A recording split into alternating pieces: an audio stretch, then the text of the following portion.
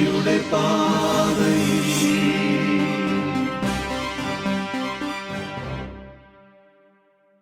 ഈശോമിശിഹായ്ക്ക് സ്തുതിയായിരിക്കട്ടെ. എല്ലാ കുഞ്ഞുമക്കളും ഹാപ്പിയാണോ? എല്ലാവരും ഹാപ്പി ആയിട്ട് ഇരിക്കണം. അതാണ് ഈശോയ്ക്ക് ഇഷ്ടം. ഈശോയെ പോലെ ഒത്തിരി നന്മകൾ ചെയ്ത്, പിന്നെയോ എല്ലാവരെയും സ്നേഹിച്ച്, എല്ലാവരോടും കരുണയോടെ പെരുമാറി, അങ്ങനെ നാടുനീളെ നന്മ ചെയ്തു പോയ ഈശോയെ പോലെ എല്ലാ കുഞ്ഞുമക്കളും വളരണം. അതാണ് ഈശോയ്ക്ക് ഏറ്റവും ഇഷ്ടം. അപ്പോഴേ കുഞ്ഞുമക്കളെ, ഇന്നത്തെ ക്ലാസ് തുടങ്ങണ്ടേ? നമുക്ക് കൈകൾ കൂപ്പാം, പ്രാർത്ഥിക്കാം. ഈശോയെ, നീ ശിഷ്യന്മാർക്ക് പരിശുദ്ധാത്മാവിനെ വാഗ്ദാനം ചെയ്തുവല്ലോ. ആ പരിശുദ്ധാത്മാവിനെ ഞങ്ങൾക്കും നൽകണമേ. എൻ്റെ നാമത്തിൽ പിതാവ് അയക്കുന്ന പരിശുദ്ധാത്മാവ് എല്ലാ കാര്യങ്ങളും നിങ്ങളെ പഠിപ്പിക്കുമെന്ന് നീ അവരോട് പറഞ്ഞില്ലേ? ആ പരിശുദ്ധാത്മാവിനെ നൽകി ഞങ്ങളെയും ശക്തിപ്പെടുത്തണമേ. ഞങ്ങൾ ഇന്ന് പഠിക്കാൻ പോകുന്ന എല്ലാ പാഠഭാഗങ്ങളും എളുപ്പത്തിൽ മനസ്സിലാക്കാൻ ഞങ്ങളെ സഹായിക്കണമേ. ആമേൻ. അപ്പോഴേ ഇനി എല്ലാ കുഞ്ഞുമക്കളും അവിടെ ഇരുന്നേ, എന്നിട്ട് ഇങ്ങോട്ട് നോക്കിക്കേ. കഴിഞ്ഞ ക്ലാസ്സിൽ നമ്മൾ എന്തൊക്കെയാണ് പഠിച്ചേ? നമുക്കൊന്ന് ഓർത്ത് നോക്കാം. എന്തൊക്കെയാണ് പഠിച്ചത്? ആർക്കാ ഓർമ്മയുള്ളത്? അലൻ പറയുന്നുണ്ടല്ലോ. എന്താ പഠിച്ചത്? ഉണ്ണീശോയുടെ ജനനത്തെക്കുറിച്ചാണ് നമ്മൾ പഠിച്ചത് അല്ലേ? ടീച്ചർ ചോദിക്കട്ടെ, എവിടെയാ ഈശോ ജനിച്ചത്? യൂദയായിലെ ബത്ലഹേമിൽ. അപ്പോഴേ ഉണ്ണീശോയ്ക്ക് ജ്ഞാനികൾ എന്തൊക്കെ സമ്മാനങ്ങളാണ് കൊണ്ടുവന്നത്? എന്തൊക്കെയാ? സ്വർണം, മീറ, കുന്തിരിക്കം. എല്ലാവർക്കും ഓർമ്മയുണ്ടല്ലേ? അപ്പോൾ ടീച്ചർ ചോദിക്കട്ടെ, ഈശോയെ എന്തുകൊണ്ടാ നസ്രായൻ എന്ന് വിളിച്ചിരുന്നത്? എന്തുകൊണ്ടാ? അവർ നസ്രത്ത് എന്ന പട്ടണത്തിൽ പോയി താമസിച്ചത് കൊണ്ട് ഈശോയെ നസ്രായൻ എന്ന് വിളിച്ചു. അപ്പം എല്ലാ കുഞ്ഞുമക്കൾക്കും കഴിഞ്ഞ ക്ലാസ്സിൽ പഠിപ്പിച്ചതൊക്കെ ഓർമ്മയുണ്ടല്ലേ? അപ്പോഴേ ഇന്ന് നമുക്ക് പുതിയ പാഠം പഠിക്കണ്ടേ? ഇന്ന് നമ്മൾ പഠിക്കാൻ പോകുന്ന പാഠം 9ാമത്തെ പാഠം. പാഠത്തിൻ്റെ പേരെന്താണെന്നറിയാമോ? ഇവൻ എൻ്റെ പ്രിയപുത്രൻ. അപ്പോഴേ നിങ്ങൾ 9ാമത്തെ പാഠത്തിലെ ആദ്യത്തെ പേജിൽ ഒരു ചിത്രം കാണുന്നില്ലേ? കണ്ടോ? എന്ത് ചിത്രമാണത്? ഈശോ കൈകളൊക്കെ നെഞ്ചോട് ചേർത്ത് പിടിച്ച് തല കുനിച്ചിങ്ങനെ നിൽക്കുകയാണല്ലേ ഒരു നദിയിലെ. പിന്നെയോ വേറൊരാൾ ഈശോയുടെ തലയിലെ ഇങ്ങനെ വെള്ളമൊഴിക്കുന്നുണ്ടല്ലേ.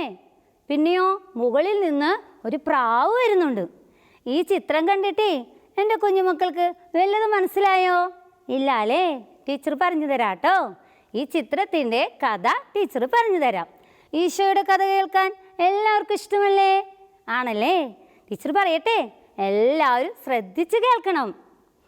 നസ്രത്ത് എന്ന പട്ടണത്തിൽ ഈശോ വളർത്തു പിതാവായ യൗസേപ്പിനോടും അമ്മയായ മറിയത്തോടും അനുസരണയോടുകൂടെ അവരുടെ കൂടെ ജീവിച്ചു. നമ്മൾ കഴിഞ്ഞ ക്ലാസ്സിൽ കണ്ടില്ലേ? ഉണ്ടല്ലേ? അങ്ങനെ എല്ലാവർക്കും ഇഷ്ടമുള്ളവനായിട്ടാണ് ഈശോ വളർന്നു വന്നത്.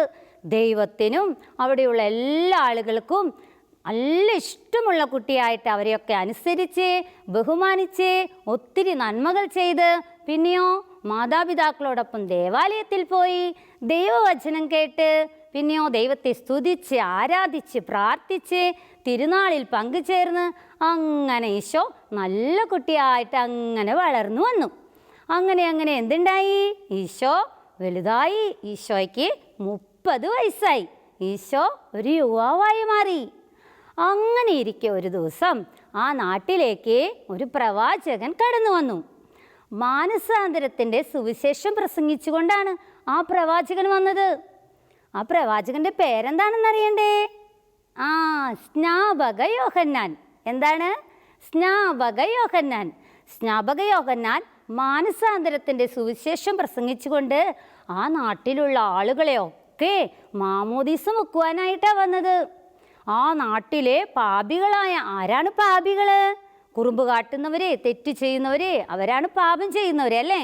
ഇനി മാനസാന്തരം എന്ന് പറഞ്ഞാലോ, നമ്മൾ ചെയ്തു പോയ തെറ്റിനെ കുറിച്ച് വിഷമിക്കുക, ഇനി ഒരിക്കലും തെറ്റ് ചെയ്യില്ല എന്ന് ഈശോയോട് പറയാം. അതൊക്കെയാണ് മാനസാന്തരം. അങ്ങനെ പാപം ചെയ്ത് കുറുമ്പ് കാട്ടുന്ന ആ നാട്ടിലെ ആളുകളെയൊക്കെ എന്താണ്? മാനസാന്തരത്തിൻ്റെ സുവിശേഷം പ്രസംഗിച്ച് അവരെയൊക്കെ മാമോദീസ മുക്കുവാനായിട്ടാണ് സ്നാപക യോഹന്നാൻ വന്നത്. ഈശോയ്ക്ക് വഴിയൊരുക്കാൻ. ഇപ്പം മനസ്സിലായോ എന്തിനാ സ്നാപക യോഹന്നാൻ എന്ന പ്രവാചകൻ വന്നതെന്ന്? മനസ്സിലായല്ലേ? അങ്ങനെ എന്തുണ്ടായിന്നറിയാമോ? ടീച്ചർ ഒരു കാര്യം പറയട്ടെ. ഈ സ്നാപക യോഹന്നാൻ്റെ വേഷം എന്താണെന്നറിയാമോ? നിങ്ങളുടെ പോലെ പാൻറ് ഷർട്ടൊക്കെയാണോ? അല്ല, പിന്നെയോ? ഒട്ടകരോമം കൊണ്ടുള്ള വസ്ത്രമായിരുന്നു. പിന്നെയോ അരയിലെ തോൾപ്പട്ട ധരിച്ചിരുന്നു. അരയിൽ തോൾപ്പട്ട ധരിക്കുക എന്ന് പറഞ്ഞാൽ നമ്മൾ ബെൽറ്റൊക്കെ ഇടാറില്ലേ? അതുപോലെ മൃഗത്തിൻ്റെയും മരത്തിൻ്റെയും ഒക്കെ തോലുകൊണ്ടുള്ള ഒരു തോൾപ്പട്ടയാണ് അരയിൽ ധരിച്ചിരുന്നത്. അപ്പോൾ എങ്ങനെയുള്ള വസ്ത്രമായിരുന്നു? ഒട്ടകരോമം കൊണ്ടുള്ള വസ്ത്രം, അരയിൽ തോൾപ്പട്ട. പിന്നെയോ ഈ സ്നാപക യോഹന്നാൻ്റെ ഭക്ഷണം എന്താണെന്ന് അറിയണ്ടേ? നിങ്ങൾക്ക് ഏതൊക്കെ ഭക്ഷണം ഇഷ്ടം? ചിക്കൻ ബിരിയാണി, മസാല ദോശ? എന്നാലേ നമ്മുടെ സ്നാപക യോഹന്നാൻ്റെ ഭക്ഷണം ഏതൊക്കെയായിരുന്നു അറിയാമോ? വെട്ടുകിളിയും കാട്ടുതേനുമൊക്കെ ആയിരുന്നു സ്നാപക യോഹന്നാൻ്റെ ഭക്ഷണം. അങ്ങനെ ഈ സ്നാപക യോഹന്നാൻ ആ നാട്ടിലുള്ള ആളുകളെയൊക്കെ സുവിശേഷം പ്രസംഗിച്ച് യോർദാൻ നദിയിൽ വെച്ച് മാമോദീസ മുക്കി. ഏത് നദിയിൽ വെച്ചിട്ടാണ്? യോർദാൻ നദിയിൽ വെച്ചാണ് മാമോദീസ മുക്കിയത്. അപ്പോഴേ ഈ സ്നാപക യോഹന്നാൻ്റെ പ്രസംഗവും വചനങ്ങളൊക്കെ കേട്ട് ആ നാട്ടിലുള്ള ആളുകൾക്കൊക്കെ വളരെ അത്ഭുതമായി. അവരൊക്കെ അത്ഭുതപ്പെട്ടു. അപ്പോഴേ ഈ സ്നാപക യോഹന്നാൻ എന്താ അവരോട് പറഞ്ഞതെന്നറിയാമോ? ഞാൻ ഒരു പ്രവാചകൻ മാത്രമാണ്. എൻ്റെ പിന്നാലെ വരുന്നവൻ എന്നേക്കാൾ വലിയവനാണ്. അവൻ്റെ ചെരുപ്പിൻ്റെ വാറഴിക്കുവാൻ പോലും ഞാൻ യോഗ്യനല്ല. ഇങ്ങനെ സ്നാപക യോഹന്നാൻ പറഞ്ഞത് ആരെക്കുറിച്ചാണെന്ന് അറിയണ്ടേ? ഈശോയെക്കുറിച്ചാണ്. നമ്മുടെ ഈശോയെക്കുറിച്ചാണ്. നമ്മുടെ ഈശോയ്ക്ക് വഴിയൊരുക്കുവാനാണ് സ്നാപക യോഹന്നാൻ വന്നത്. ഇപ്പം മനസ്സിലായോ എൻ്റെ കുഞ്ഞുമക്കൾക്ക്? ഉണ്ടല്ലേ? അപ്പോൾ സ്നാപക യോഹന്നാൻ ഒരു പ്രവാചകനായിരുന്നു. ഈശോയ്ക്ക് വഴിയൊരുക്കുവാനാണ് സ്നാപക യോഹന്നാൻ വന്നത്. പിന്നെ കുറെ നാൾ കഴിഞ്ഞപ്പം എന്തുണ്ടായിന്നറിയാമോ? ഈശോ നസ്രത്ത് എന്ന പട്ടണത്തിൽ നിന്നും യോർദാനിലേക്ക് വന്നു. എന്നിട്ട് സ്നാപക യോഹന്നാനിൽ നിന്ന് യോർദാൻ നദിയിൽ വെച്ച് മാമോദീസ സ്വീകരിക്കുകയാണ്.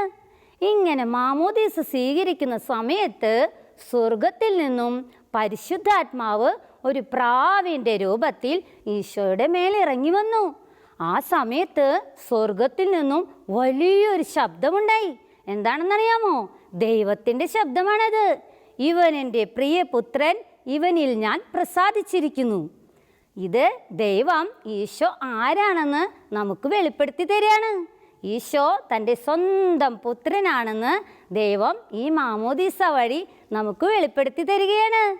അപ്പോഴേ നമുക്ക് എല്ലാവർക്കും ചേർന്ന് സ്വർഗത്തിൽ നിന്നുണ്ടായ ഈ സ്വരം ഒന്ന് ഉറക്കെ പറഞ്ഞു നോക്കിയാലോ? പറയാം. ഇവൻ എൻ്റെ പ്രിയപുത്രൻ, ഇവനിൽ ഞാൻ പ്രസാദിച്ചിരിക്കുന്നു. വിശുദ്ധ മത്തായി 3:17. എല്ലാവരും ഈ വചനം നന്നായി പഠിക്കണം. പഠിക്കില്ലേ? നല്ല കുട്ടികളല്ലേ? ആണല്ലേ? അപ്പോഴേ നമ്മുടെ പുസ്തകത്തിലെ 43-ാമത്തെ പേജിലെ പരിശുദ്ധാത്മാവ് ഏത് രൂപത്തിലാണ് വന്നത്? പ്രാവിൻ്റെ രൂപത്തിൽ. പരിശുദ്ധാത്മാവ് പ്രാവിൻ്റെ രൂപത്തിൽ വരുന്ന ഒരു മനോഹരമായ ചിത്രം ഏത് പേജിലാണ്? 43-ാമത്തെ പേജിലുണ്ട്. അപ്പം കുഞ്ഞുങ്ങളൊക്കെ എന്ത് ചെയ്യണം? ക്രയോൺസ് ഉപയോഗിച്ച് എല്ലാവരും ആ ചിത്രത്തിന് ഭംഗിയായിട്ട് നിറം കൊടുക്കണം. പിന്നെയോ ആ ചിത്രത്തിൻ്റെ അടിയിലെ ഒരു വചനമുണ്ട്. ഏത് വചനമാണ്? നമ്മൾ നേരത്തെ സ്വർഗത്തിൽ നിന്നും കേട്ട വചനം കേട്ടില്ലേ? എന്താണ്? ഇവൻ എൻ്റെ പ്രിയപുത്രൻ, ഇവനിൽ ഞാൻ പ്രസാദിച്ചിരിക്കുന്നു. പക്ഷേ ഈ വചനം അവിടെ മുഴുവനായും എഴുതിയിട്ടില്ല. അപ്പം നമ്മൾ എന്ത് ചെയ്യണം? ആ വചനം അവിടെ പൂർത്തിയാക്കണം. എന്നിട്ടോ നിറം കൊടുത്തതും വചനം പൂർത്തിയാക്കിയതുമൊക്കെ ഫോട്ടോ എടുത്ത് നമ്മുടെ ക്ലാസ് ടീച്ചർക്ക് അയച്ചു കൊടുക്കണം. അയച്ചു കൊടുക്കില്ലേ എല്ലാവരും? ഉണ്ടല്ലേ? നിറം കൊടുക്കാൻ എല്ലാ കുഞ്ഞുമക്കൾക്ക് ഇഷ്ടമല്ലേ? ആണല്ലേ? അപ്പോൾ എല്ലാവരും റെഡിയാണല്ലേ? അപ്പോഴേ ടീച്ചർ ഇനി ഒരു കുഞ്ഞ് ആക്ഷൻ സോങ് പഠിപ്പിച്ചു തരാം. എല്ലാവരും എഴുന്നേറ്റോ, നമുക്ക് കളിക്കാം. കൂകു കൂകു കൂകും കുയിലേ, കാക്ക കാക്ക കാകും കാകനേ, ലാലല്ലാടും മയിലേ, ഈ ബ്യൂട്ടി എല്ലാം യേശു തന്നതാണേ. കൂകു കൂകു കൂകും കുയിലേ, കാക്ക കാക്ക കാകും കാകനേ, ലാലല്ലാടും മയിലേ, ഈ ബ്യൂട്ടി എല്ലാം യേശു തന്നതാണേ. ആടാനും പാടാനും പറക്കാനും കഴിവുകൾ നൽകിയ നാഥനെ. ആടാനും പാടാനും പറക്കാനും കഴിവുകൾ നൽകിയ നാഥനെ. നന്ദി ചൊല്ലാമെന്നും അവനായി, നന്ദി ചൊല്ലാമെന്നും അവനായി. തെന്നാനെ തെന്നാനെ തെന്നാനെ, തെന്നാനെ തെന്നാനെ തെന്നാനെ, തെന്നാനെ തെന്നാനെ തെന്നാനെ, തെന്നാനെ തെന്നാനെ തെന്നാനെ. കൂകു കൂകു കൂകും കുയിലേ, കാക കാക കാകും കാകനേ, ലാലല്ലാടും മയിലേ, ഈ ബ്യൂട്ടിയെല്ലാം യേശു തന്നതാണേ, ഈ ബ്യൂട്ടിയെല്ലാം യേശു തന്നതാണേ. ഇഷ്ടമായോ പാട്ട്? നല്ല പാട്ടല്ലേ? അപ്പം എല്ലാവരും എന്ത് ചെയ്യണം? കുറേ പ്രാവശ്യം ഈ പാട്ടൊക്കെ പാടി ആർക്ക് കാണിച്ചു കൊടുക്കണം? അപ്പയ്ക്കും അമ്മയ്ക്കും അപ്പാപ്പനും അമ്മാമ്മയ്ക്കും എല്ലാവർക്കും കളിച്ച് കാണിച്ചു കൊടുക്കണം. കൊടുക്കില്ലേ എല്ലാവരും? ഉണ്ടല്ലേ? അപ്പോഴേ നമുക്ക് ഇന്നത്തെ ക്ലാസ്സിൽ നമ്മൾ എന്തൊക്കെ പഠിച്ചു എന്ന് നോക്കിയാലോ? നോക്കാം. ഇന്ന് നമ്മൾ ആരെക്കുറിച്ചാണ് പഠിച്ചത്? ആരെക്കുറിച്ചാ? സ്നാപക യോഹന്നാൻ എന്ന പ്രവാചകനെ കുറിച്ച് അല്ലേ? ടീച്ചർ ചോദിക്കട്ടെ, സ്നാപക യോഹന്നാൻ്റെ വസ്ത്രം എങ്ങനെയുള്ളതായിരുന്നു? ഒട്ടകരോമം കൊണ്ടുള്ള വസ്ത്രവും അരയിൽ തോൾപ്പട്ടയും ധരിച്ചിരുന്നു. എങ്ങനെയുള്ള ഭക്ഷണമാണ് കഴിച്ചിരുന്നത്? വെട്ടുകിളിയും കാട്ടുതേനുമൊക്കെയായിരുന്നു സ്നാപക യോഹന്നാൻ ഭക്ഷിച്ചിരുന്നത്. പിന്നെയോ ഈശോയെ മാമോദീസ മുക്കുന്ന സമയത്ത് സ്വർഗത്തിൽ നിന്നുമുണ്ടായ സ്വരം ഏതാണ്? ഇവൻ എൻ്റെ പ്രിയപുത്രൻ, ഇവനിൽ ഞാൻ പ്രസാദിച്ചിരിക്കുന്നു. അപ്പം ഇത്രയും കാര്യങ്ങളൊക്കെ നമ്മൾ ഇന്നത്തെ ക്ലാസ്സിൽ കണ്ടില്ലേ? ഇനി എല്ലാ കുഞ്ഞുമക്കളെ എന്ത് ചെയ്യണം? 2-3 പ്രാവശ്യം നമ്മുടെ പാഠം എങ്ങനെ ഇരുന്ന് വായിക്കണം. എന്നിട്ടോ ടീച്ചർ പറഞ്ഞ ഈ ചോദ്യങ്ങളും ഉത്തരങ്ങളൊക്കെ നന്നായി പഠിക്കണം. വചനം പഠിക്കണം, പാട്ട് പഠിക്കണം. എല്ലാവരും ചെയ്യില്ലേ? ഉണ്ടല്ലേ? അപ്പോഴേ ഇന്നത്തെ ഈ ക്ലാസ് ഇവിടെ അവസാനിക്കുകയാണ്. നമുക്ക് കൈകൾ കൂപ്പാം, പ്രാർത്ഥിക്കാം. ഈശോയെ, ഇന്നേ ദിവസം മുഴുവൻ ഞങ്ങളെ അനുഗ്രഹിച്ചതിനെ ഓർത്ത് അങ്ങേക്ക് ഞങ്ങൾ നന്ദി പറയുന്നു. അമ്മേ മാതാവേ, കുഞ്ഞുങ്ങളായി ഞങ്ങളെ ഉണ്ണീശോയെ വളർത്തിയതുപോലെ ഞങ്ങളെല്ലാവരെയും അങ്ങ് വളർത്തണമേ. അമ്മേ മേരി മാതേ, കുഞ്ഞിളം കൈകൾ കൂപ്പി ഉണ്ണികൾ നിൻ പക്കൽ വന്നിടുന്നു. അമ്മേ മേരി മാതേ, കുഞ്ഞിളം കൈകൾ കൂപ്പി ഉണ്ണികൾ നിൻ പക്കൽ വന്നിടുന്നു. അമ്മേ മാതാവേ, നിൻ ഓമൽ പൈതലായി നിൻ പുത്രനീശോ തൻ കൂട്ടായി ചേർക്കണേ.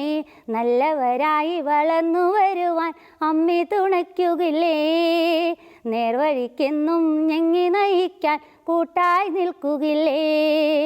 നല്ലവരായി വളർന്നു വരുവാൻ അമ്മേ തുണയ്ക്കുകില്ലേ. നേർവഴിക്കെന്നും എന്നെ നടത്താൻ അമ്മേ നിൽക്കുകില്ലേ. അമ്മേ മേരി മാതേ, കുഞ്ഞിളം കൈകൾ കൂപ്പി ഉണ്ണികൾ നിൻ പക്കൽ വന്നിടുന്നു. ഉണ്ണികൾ നിൻ പക്കൽ വന്നിടുന്നു. എല്ലാ കുഞ്ഞുമക്കളെയും ഉണ്ണീശോ സമൃദ്ധമായി അനുഗ്രഹിക്കട്ടെ.